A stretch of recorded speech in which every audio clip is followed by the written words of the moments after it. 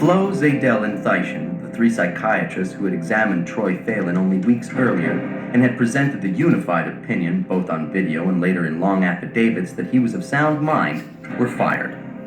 Not only were they fired, they were rebuked by the Phelan lawyers as nuts, even crackpots. New psychiatrists were found. Hark bought the first one at $300 an hour. He found him in a magazine for trial lawyers, in the classifieds among the ads for everything from accident reconstructionists to x-ray analysts. He was Dr. Sabo, retired from active practice and now willing to sell his testimony.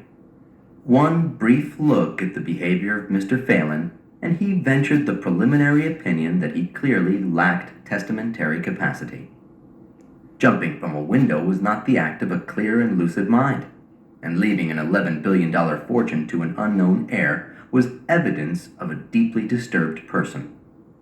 Sabo relished the idea of working on the Phelan case. Refuting the opinions of the first three psychiatrists would be challenging. The publicity was seductive. He'd never had a famous case, and the money would pay for a trip to the Orient.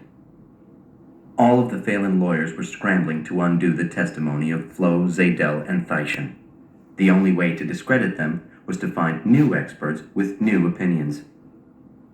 Fat hourly rates yielded to contingencies. The heirs wouldn't be able to pay the hefty monthly fees they were about to incur, so the lawyers graciously agreed to simplify matters by taking percentages. The range was staggering, though no firm would ever divulge its cut.